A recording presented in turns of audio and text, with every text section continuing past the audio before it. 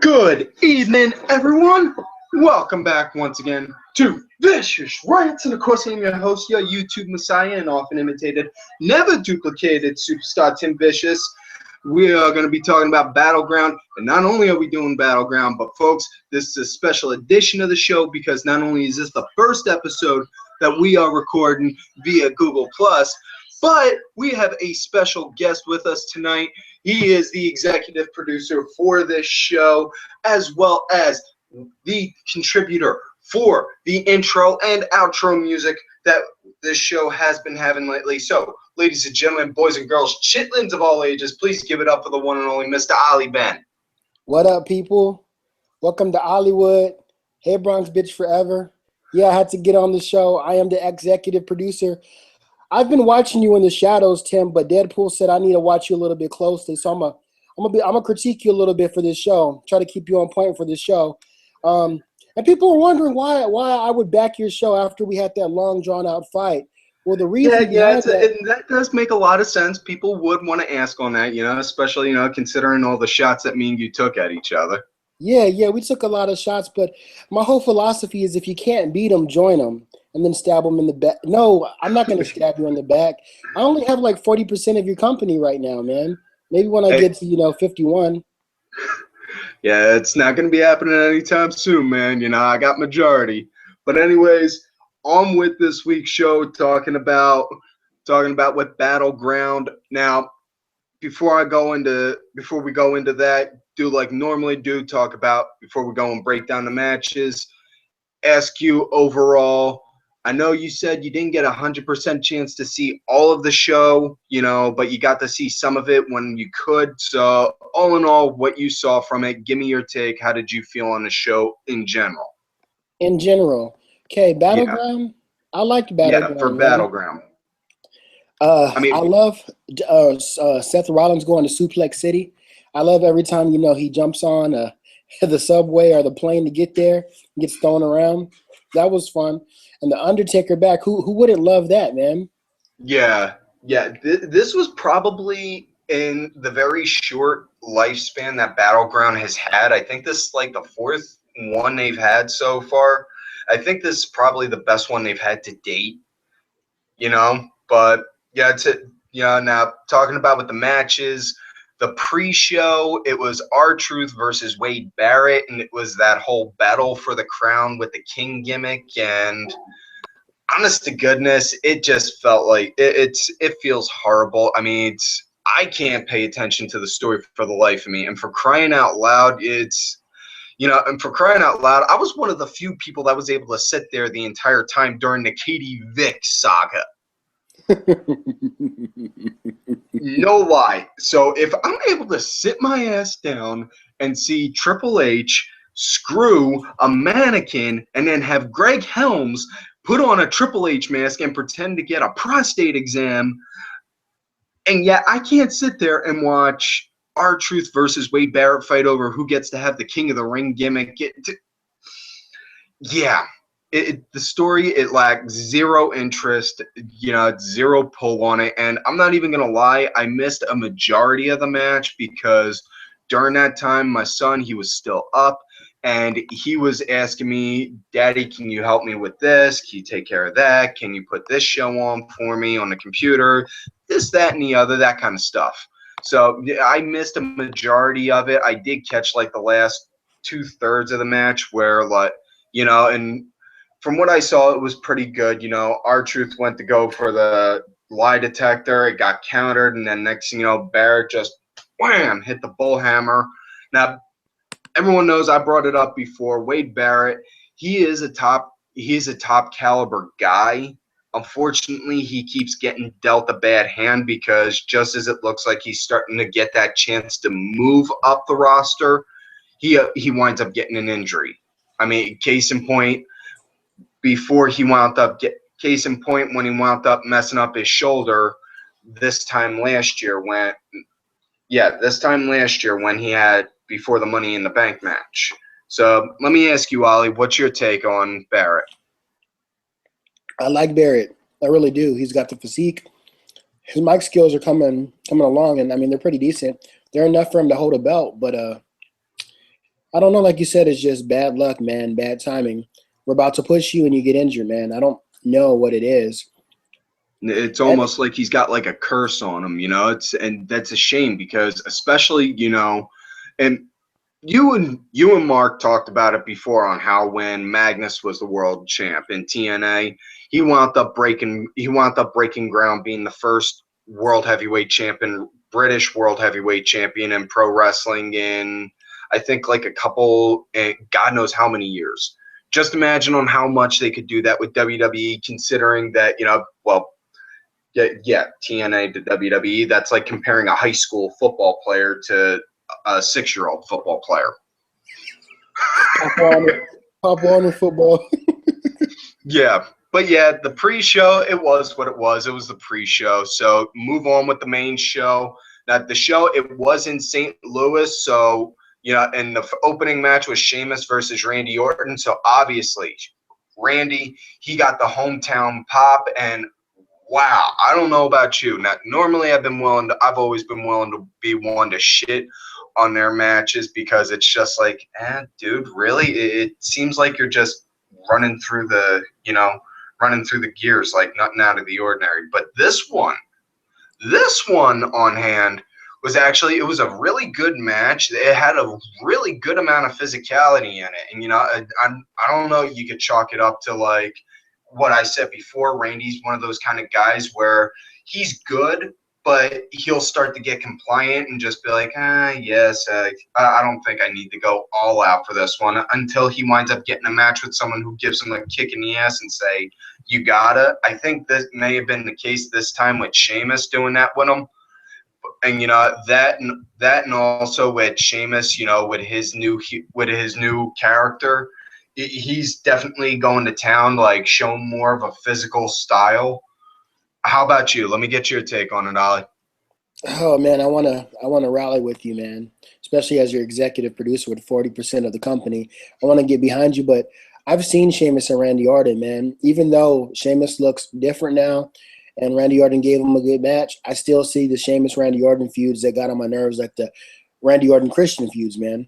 So yeah, I can see on that. I mean, I don't know about you, but the biggest thing that shocked me with that match the entire time was, one, when Sheamus had the cloverleaf in, and JBL was telling, he's got that wrenched in good. No, he didn't. If he was wrenched in, Randy's back would have been bent like this. Yeah. Instead, it was more like that. Yeah. And two, notice Sheamus wind up getting his septum pierced. He's got like that little bullhorn piercing now. He's got his septum pierced. That's probably because, and it's been public knowledge. It's public knowledge. I don't know how many people know it or not, but he's going to be playing Rocksteady in the new Ninja Turtles movie. What? No lie. I found the pic. No lie. There's pictures of him circling around out there on Twitter and such. I think I put a picture out there on my Facebook gimmick, Tim Ash, on there. Showing a picture of him with that. If you do see it out there, folks, by all means, feel free to go and say something on it. If you haven't, feel free to give me a shout on Twitter, Tim Vicious, and I'll send you that picture. But yeah, Sheamus, he's going to be playing Rocksteady in that, and I think he got the septum piercing for that. But the match though, it was pretty good. The biggest pep, other than that, a pet peeve that I think I could say I have was, and it actually wasn't in that. I'm jumping a few pages ahead. Sorry on that, folks. I got a lot on my head at the moment. Tim, you need to get that together. Yeah, I got a lot on there. It was from the board meet. It was from the production meeting we had earlier today. That's what it was. Okay. Yeah, but match wound up coming to an end. Sheamus, he went to go for a brogue, wound up missing, and Randy just next thing you know, just wham, RKO out of nowhere, got the 1, 2, 3. So obviously 10 gets you 20. If you're in your hometown and you're doing a hometown match, you're gonna win. So I can't really knock that. It is what it is. And Randy, he's looking pretty good right now. you know, even though he is a main event guy, personally, what I think he should be doing, as well as not just him, but some of the other guys on the roster, they need to start being like, they need to start having like that Terry Funk mindset when he was in ECW, like looking at someone like, oh, you see that guy right there? I can make him a champion. Oh, you see that guy there? I'll make him a champion. Oh, I could definitely work with him. I'll make him main event in no time. Let me work with him. You know, you need to start having guys work like that. You know, we have the future. We established the past. You know, now you got to build on your present. That's the biggest thing. I believe You you're know? right. Yeah, totally. Yeah. Yeah. Now, next matchup, it was tag title match, New Day versus the Primetime Players. Now, with this was a pretty solid match. You know, not saying it was like a 5-star tag team match. I'd give it a good 3.5, but you know, for pay-per-view, this was pretty good. You know, definitely a lot better than a kind of tag team match you would expect on a Raw or a SmackDown. Yeah, especially a SmackDown. You know, since the spirit of Teddy Long still lingers around in there. Hello. You know, just holla, holla, holla. There you go. I got my impression in. I hope you're happy, Wade. Yeah, folks, outside thing in here. One of the other producers, Wade, he constantly insists that I gotta try and throw in at least one impression each episode. Keep telling him I keep making that a regular gimmick. It's gonna wind up looking cheesy, horrible. He keeps insisting on it. It is what it is with that. But moving on with the match, though. Yeah, this was a good, solid match. You know, it was nice. It felt pretty decent to me. You know, I kind of popped when Big E wound up doing that splash on the apron. You know, and not just that, there was a lot of moves on the apron. You know, getting thrown on the apron for the entire show. You know, and I know we were talking about that earlier today.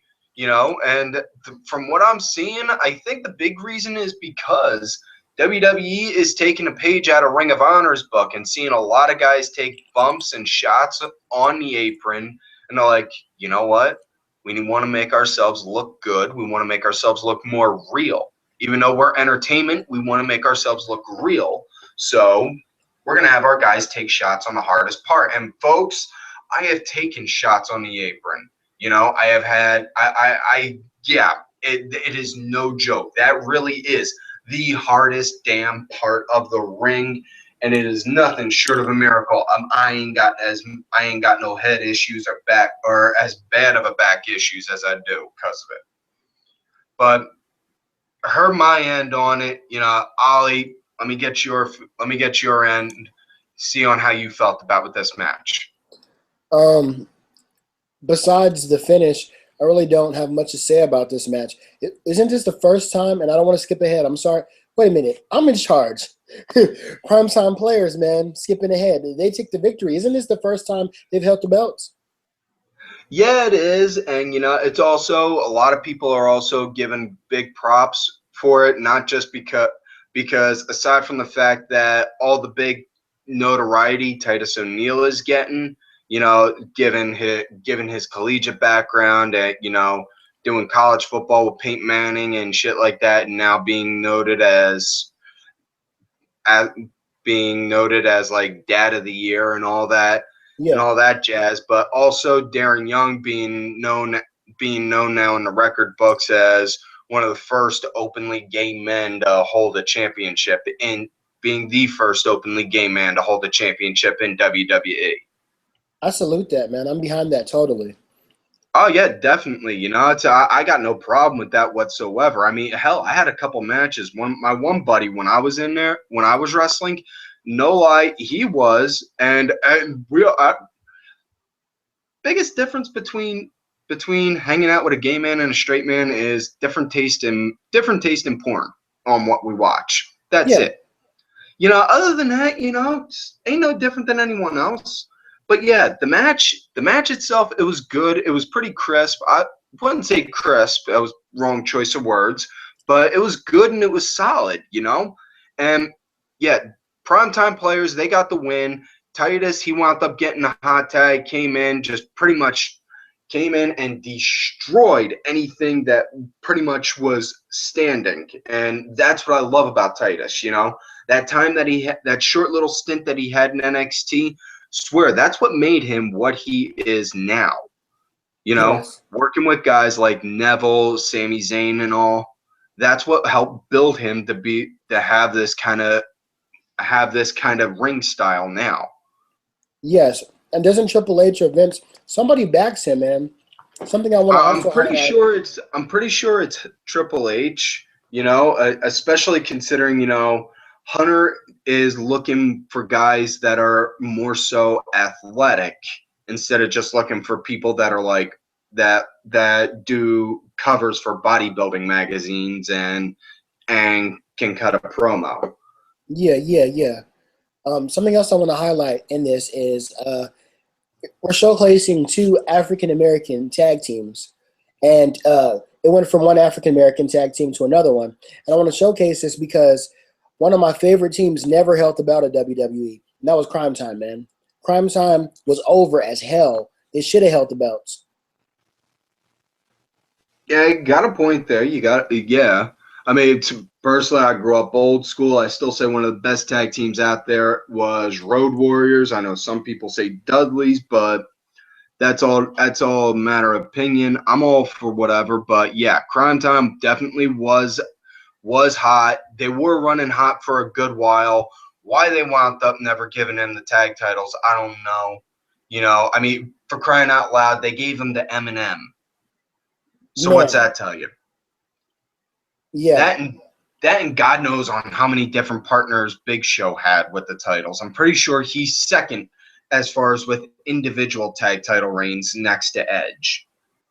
Yeah, he was constantly tagging with different people, man. Iron Yeah, Claw. I mean, yeah. Yeah, but Primetime Players, they got the win in this match.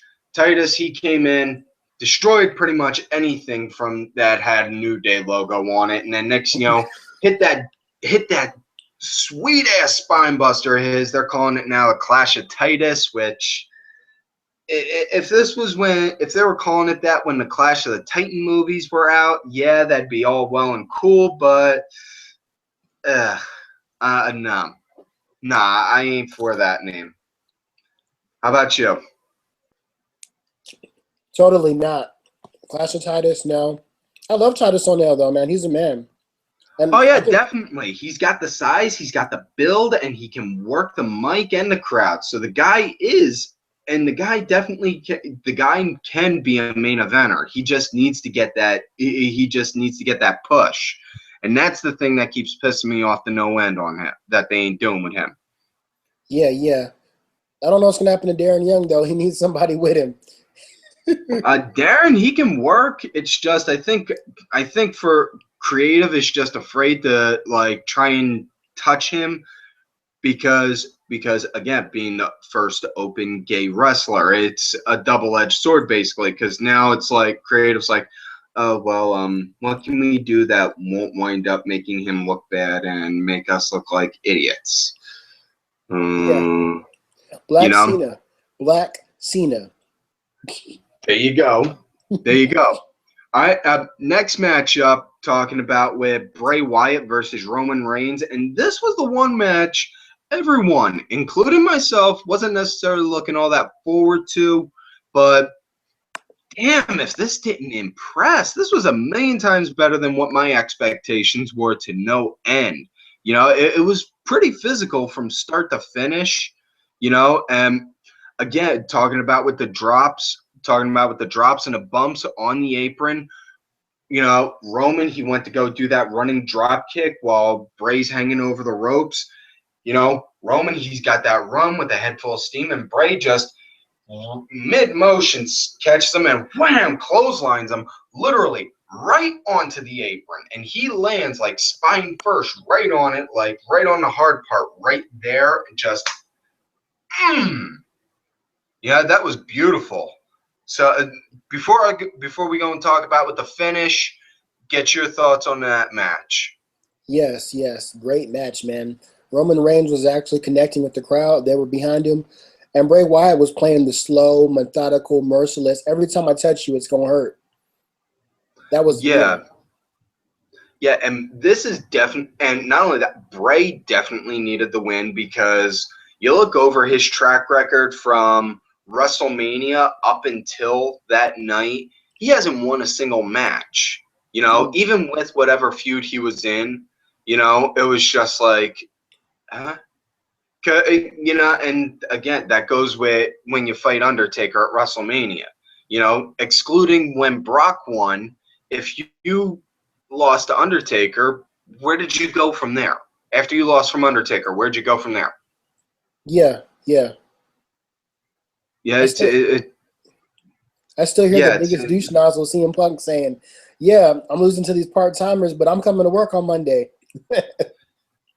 Yeah, and that cracks me up because he said, "So you want me to lose to a guy that's not even going to be there Monday?" No, dumbass. I want you to take off that Monday like you actually did and have him be out there, hype up a match for next week, and then have him compete not just on the A show, but the B show. Yeah.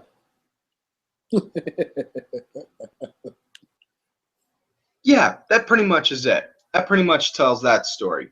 But this definitely was a good match. You know, the only part that I could say that kind of confused me was the second that Bray grabbed the chair, and then next thing you know, Roman took it off him and threw it in the ring. You know, and that was obviously the lead into the finish. You know, Bray got the win, you know, because Roman, he grabbed the chairs, threw them into the ring. He grabbed that chair, threw it in the ring, and then went under the ring to go grab a couple more. And then next thing you know, guy in a hoodie wound up coming in, tossed him up, threw him up against the post, hit him with a super kick, and then tossed him back in the ring. Next thing you know, Bray wound up hitting Sister Abigail, got the 1-2-3, and then took the. So Wyatt family's apparently back, which, yeah, it's all for Luke Harper. It's definitely needed for him, especially considering Rowan's out with an injury right now. You know, they were going to build them guys up to be a good tag team in the division, but Rowan wound up getting injured at the wrong time. So, and it feels, don't want to say it feels right, but it feels like it's something that's good for him for the moment. You know? Yeah. Yeah, all I'm saying is, yeah, they better start letting Harper have his own time cutting promos instead of just sitting there behind Bray and then just do run. Because seriously, no. And folks, after you get done watching this show, or even yet, after I'm done doing this, you hit pause, you go up, open up a new tab, go on YouTube, look up promos from Luke Harper when he was in the Indies, Brody Lee. You know, trust me, the guy can talk. The guy's got a mouth. You know, and not only that, the man can work in the ring with no freaking problem whatsoever. He's like the bastard child of Bruiser Brody and Cactus Jack. Yeah, it's phenomenal on how he can work. He's a 300-pounder that moves like a cruiserweight. Yeah, but yeah, it's definitely hoping that Harper gets more of a yeah, you're in the group, but you're also going to have your own personal spotlight too, kind of push. Now, next matchup is do want to know, it was public knowledge the IC title match wound up getting scrapped. It was tossed out because Ryroyd wound up getting a staph infection in his one knee.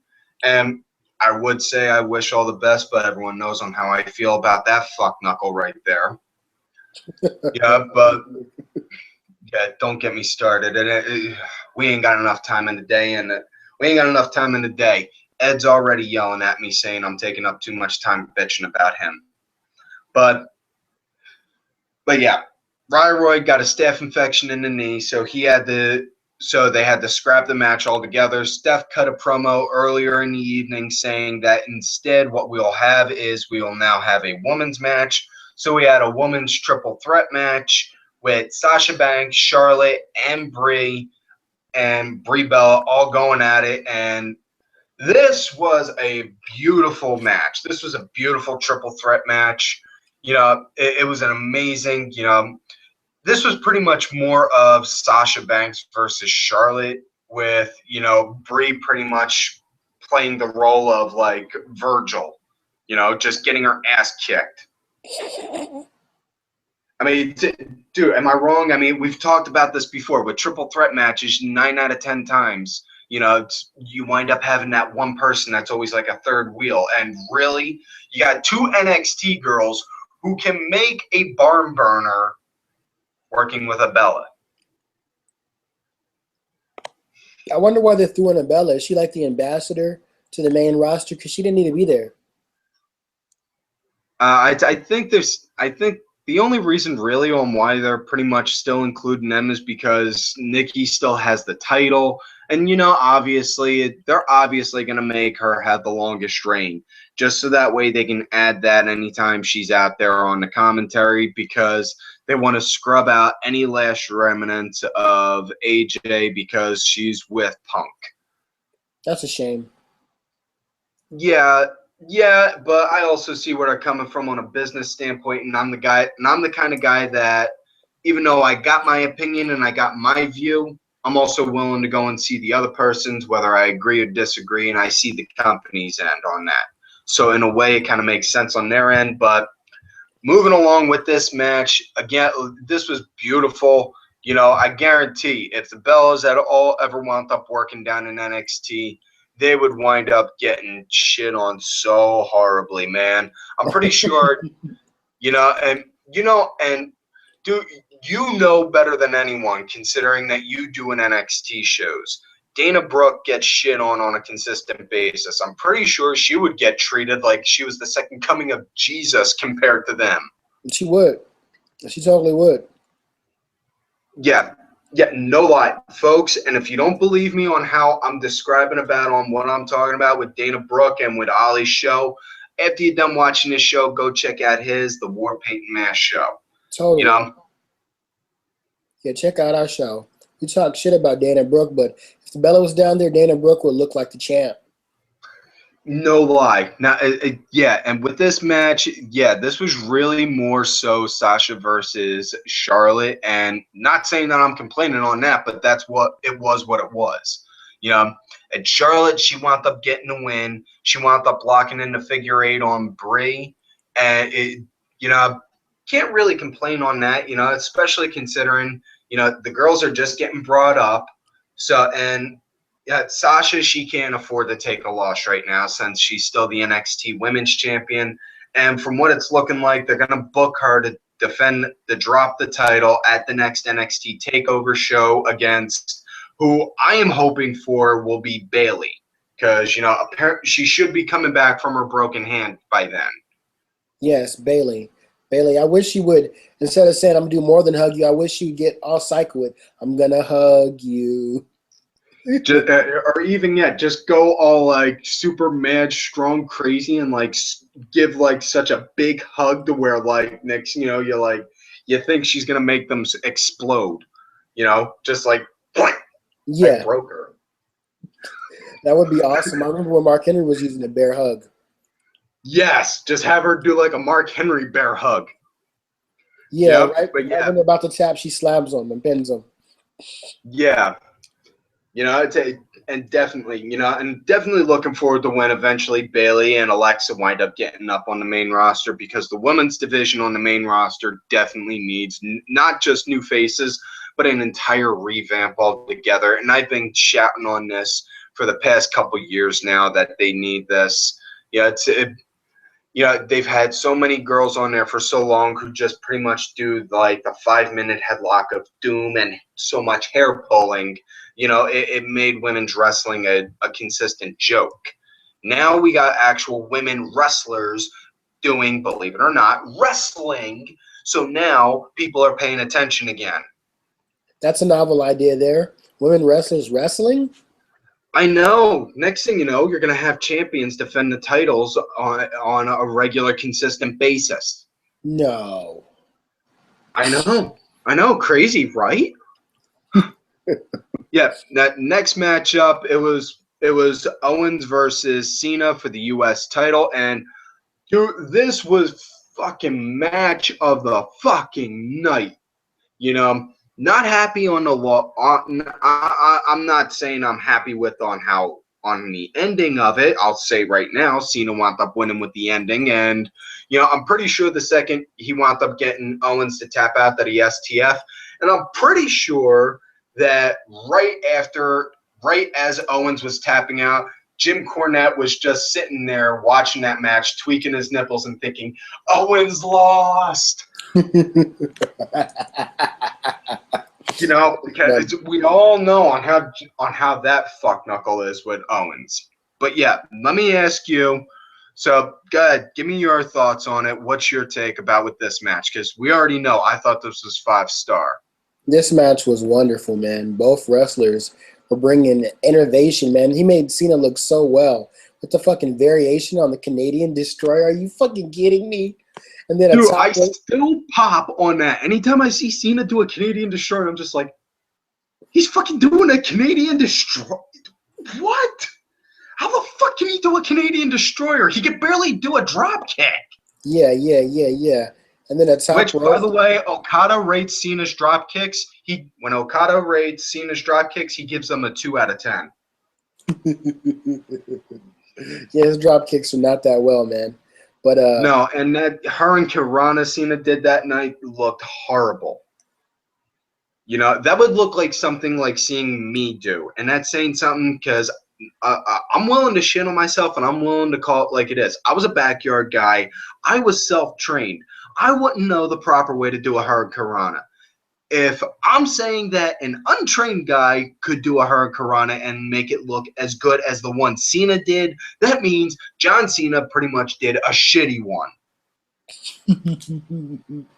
Yeah, we had other things like the top rope attitude adjustment. Oh, that top rope fisherman brainbuster Owens did. That was beautiful.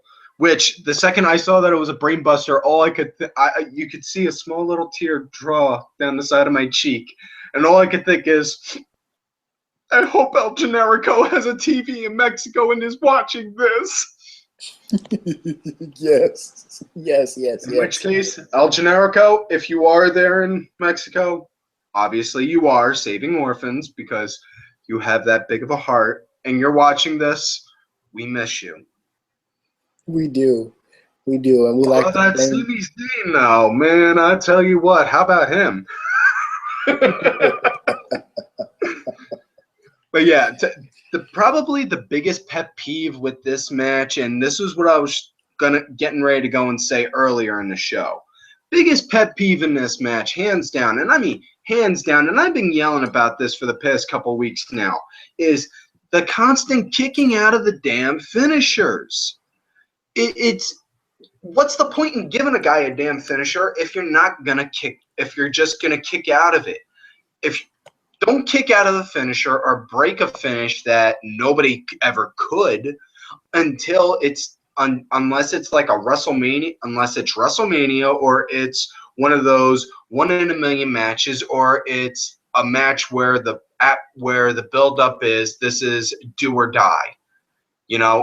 That's what it needs to be.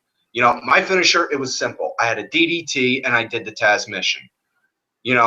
Nobody else did a DDT when I was on the card performing that night because we all had that mindset of we got to respect each other's moves. We respect each other's finish.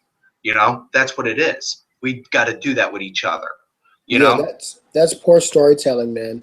When the finish is done over and over again, it loses its meaning, man.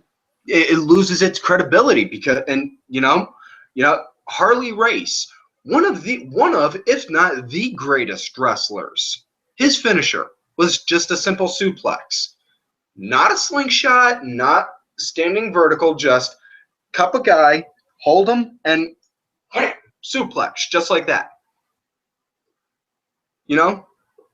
Rocky Johnson's finisher was a drop kick. It's not saying you need a high-class, flashy finish, You could do something simple like I did with a DDT, Just simple. Headlock, bam, pull back like that. That's simple.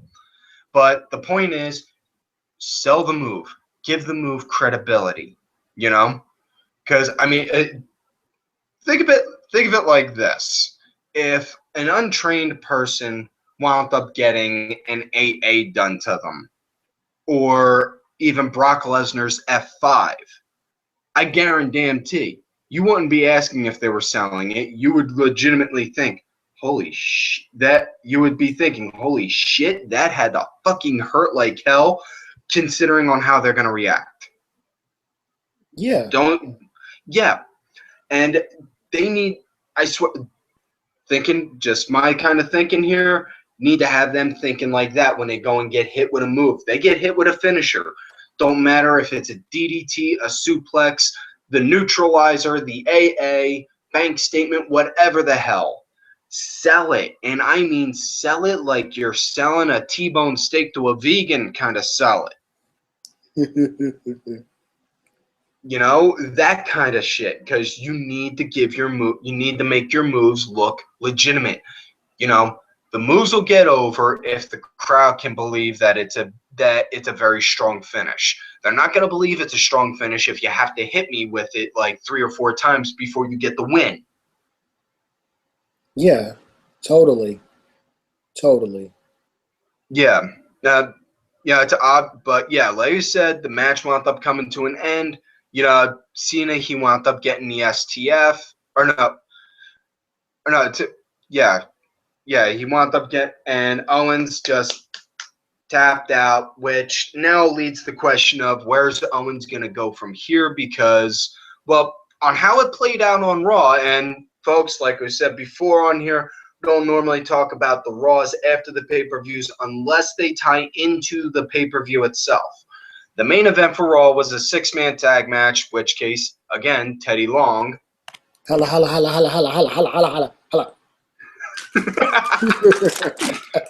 You know, 6-man tag match, Cena, Cesaro, and Randy Orton versus Randy Orton, Rusev, and Owens. You know, now Owens pretty much Owens, you know, egged on Owens, Rusev, and Sheamus, I should say. I'm sorry about that, folks. Yeah, brain fart. You know, I only got about like 4 cups of coffee in me right now, so that's why I ain't fully functioning. But yeah, Owens was egging Sheamus on, and that was to the point to where Sheamus was like, you know what, fuck this shit, climbed out the ring, said, give me my briefcase, and walked out. So he basically did like an Eric Cartman saying, screw you guys, I'm going home. And then next thing you know, tagged in Rusev, started egging at him, and then just, goddamn, super kicked Rusev, and then just walked out. So it's looking like Owens is either going to be in, you know, like uber pissed off mode to where he wants to destroy anything and everything in front of him until he can get that U.S. title match back, or he may wind up possibly feuding with Sheamus at SummerSlam, because that was the first guy he was egging at that time. Which, I don't know about you, I would be all okay with Owens versus Sheamus. Not saying they got to do the match for the briefcase, but just them two going at it. Because, you know, booking heel versus heel is a hell of a lot easier than booking face versus face. Yes. Totally. You know, yeah, you think of it like this: when you got 2 heels, you know, they're both doing stuff that people don't like and people are getting pissed off at. You know, you can have them both doing that, burning the world to the ground around them, and one getting mad at each other because the other one has more gas, so to say. You know, not the steroid kind either, kids. Not talking about that. Don't go making any Benoit jokes either. But yeah, you know, just have the bosses, you know, have the bosses get mad and be like, you know what? You two want to keep on causing all this kind of shit? Easy enough way we're going to settle this now. We're going to have you fight you, and it's going to be at this show, so you two can get all of that out of your damn system. They can book it a lot like that. That's basically the best way on how you can book heel versus heel. Booking of babyface versus babyface is a hell of a lot harder, because especially when on how WWE is basically making their baby faces anymore now. You know, they pretty much have to be like almost squeaky clean, like rescuing damsels in distresses kind of deal. Yeah, totally. Man, Kevin Owens could go fight anybody now. It's a new thing. Anybody that's arguing on the internet right now that Kevin is getting a D push because he lost to Cena needs to shut the fuck up. I bet Kevin Owens is happier losing to Cena on Battleground than holding the belt at ROH. But yet, he even said, Owens has said before in an interview, he likes working with Cena. Cena is a good wrestler. And for all intents and purposes, even though I shit on John Cena a lot on this show, yeah, he is to an extent. But the thing is, Cena works way too stiff. It's almost to the point to where you think he's almost like a Hulk Hogan kind of stiff. Yeah. Moving on, though, time for the main event of the night. Brock Lesnar versus Seth Rollins for the title. And, oh, my God, what a match. The psychology in this match was just brilliant. Now, I'm talking about the ring psychology. I ain't talking it, like, right off bat. It picked up good because right off bat, it was Brock just ran right over, slammed Rollins in the corner, shoulder checked him a couple times. Seth got a little bit of retaliation and ran around the ring, threw in a couple shots and then ran out. But in between, when he got back in the ring, Brock threw a few suplexes, and then Rollins literally ran over the barricade and into the crowd. And then you see Brock just hurtle over the barricade like he was doing a hurdle jump, in which case, folks, if any of you out there are watching this and have a gif of Brock doing that hurdle jump, please send it to me. But yeah, he hurdle jumped that, grabbed Rollins like, oh, no, you're coming with me, bitch. Grabbed him by the hair, threw him over, and then just suplex after suplex after suplex again. It was like watching a SummerSlam match again. It was to the point to where I was almost ready to yell at my TV, Brock, just pin him. He's dead. No lie, How about you? How did you dig the psychology and the overall feel in the match? Not talking about the ending, but just the match itself. Yeah, I like it. Seth Rollins was the whipping boy. Yeah. Now, the ending, though, a lot of people were all hyped and all stoked up for on how the ending came. Get your opinion in a second on it, Ollie, but personally, I was not all for the ending because just as Brock, after he threw out the 13th suplex, he gave Seth an F5 and then went for the pin, got 1, 2, and then next thing you know, the lights went off and you heard the gong. And Seth and Mike Chioda wound up disappearing, and then out comes the dead man, which the 7-year-old in me marked out to no end. But all I could think is, now they just cost the match. Because, and you think about it, Taker wound up costing Brock the match, which winds up Seth won by DQ, which is now making Seth still look just as weak as a champion because he's only had one match where he has defended the title and has not had any help. And that was with Ambrose at Money in the Bank, and that was because he yelled at everyone saying, no, I don't want you guys. But this pisses me off because Seth is a great wrestler, and he's good as a face and as a heel, I enjoyed Seth's work when he was in Ring of Honor as Tyler Black. I enjoyed his work. I enjoyed his title run there. But my God, you're making Seth look like he wouldn't know on how to fight his way out of a wet paper bag. Yeah. Also, Brock is looking uber face right now, man, because he beat The Undertaker. It's not like he cheated to beat The Undertaker. He beat The Undertaker. He's the only one in 22 that beat The Undertaker. Yeah, and not to steal a line, even though it is from my benevolent savior, Paul Heyman. He is the one behind the one in 21-1. Yep. So Brock has all bragging rights whatsoever from now until he is old, decrepit, crazy, and in his deathbed to say, I beat The Undertaker at WrestleMania. Yeah.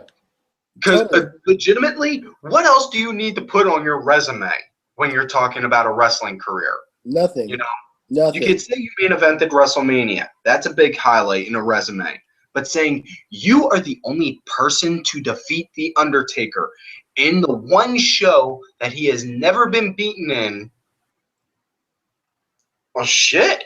That makes you pretty much like, that makes you the biggest thing ever, basically. That makes him the Jesus Christ of Paul Heyman. Almost, pretty much, you know? But, yeah, Taker came in, saw Brock, them two started slugging at it. Next, you know, Taker chokeslammed him, gave him 2 tombstones, and then did that pose at the end. And following on Raw, Heyman started out the show talking about on how Taker did that because Brock took what was most important to Taker, which was the streak. So Taker took what was most important to Brock, which, okay, in a way that makes sense on why he did it.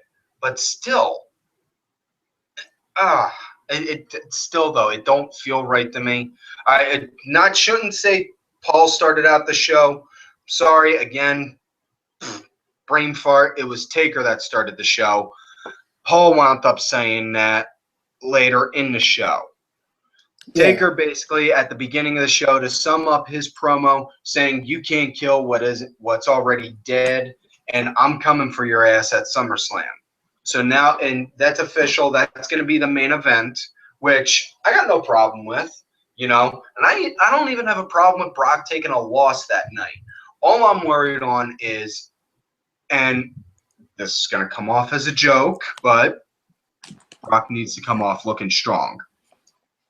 He can't just go in there, take a giant ass whooping from Undertaker, throw in 1 or 2 shots, and then take a loss. He needs to come off strong like he's been, and then Taker just be like, no, you know what? Fuck this. And then do like a Rocky comeback and then kick his ass. Do you hear that, Tim? Wade and Deadpool, almost the same person pretty much, are saying that you need to make make Brock look strong. Doesn't matter if you got to make him look strong. I know, Wade. I know. I pitched that already. Can we not talk about that still? Yeah. You still got to make him look strong.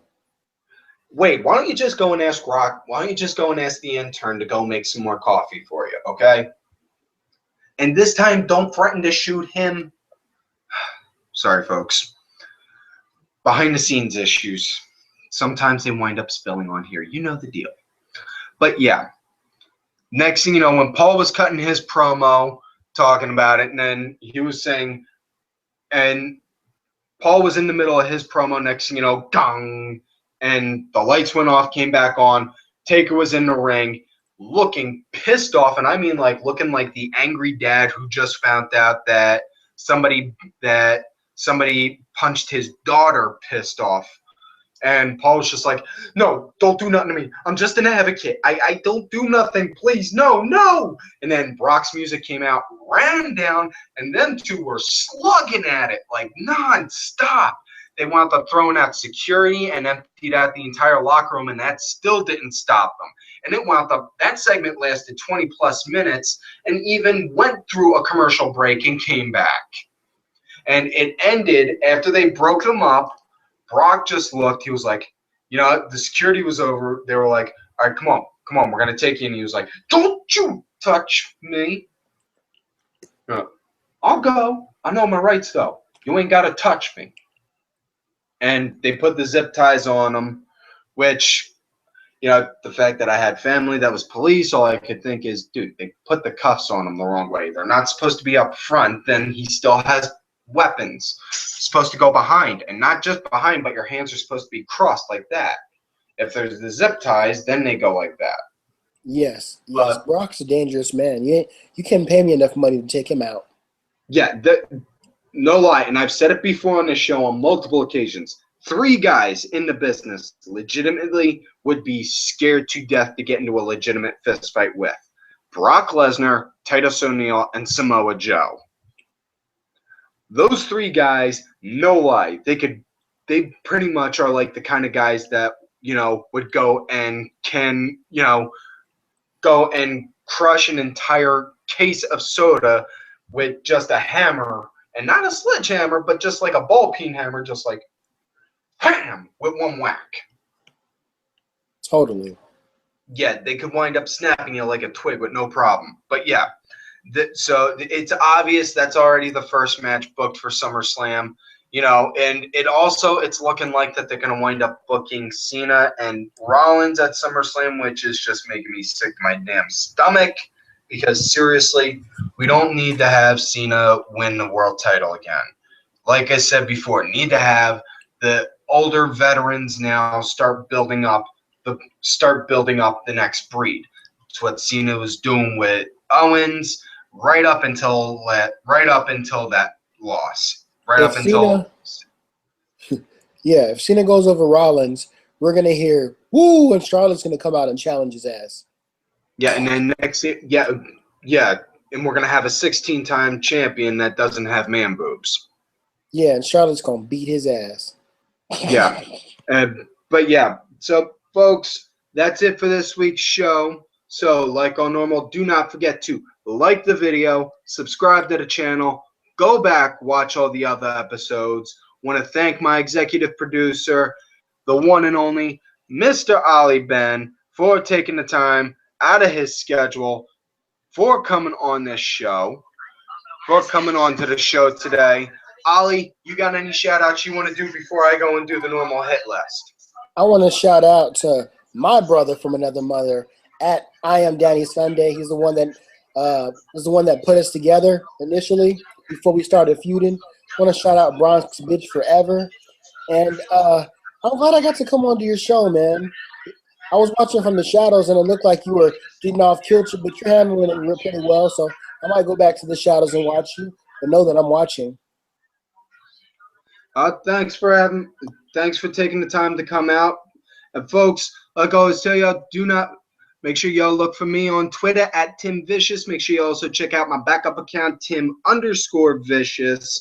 Also on that Facebook gimmick, Tim Ash. And do not forget to follow all of these cool-ass cats right here on Twitter.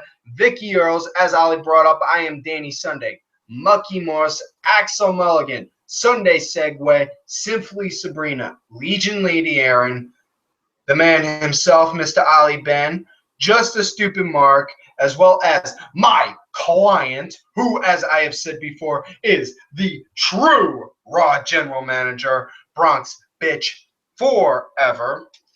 And, folks, like I always tell y'all, if you love me, great. You hate me, fuck yous.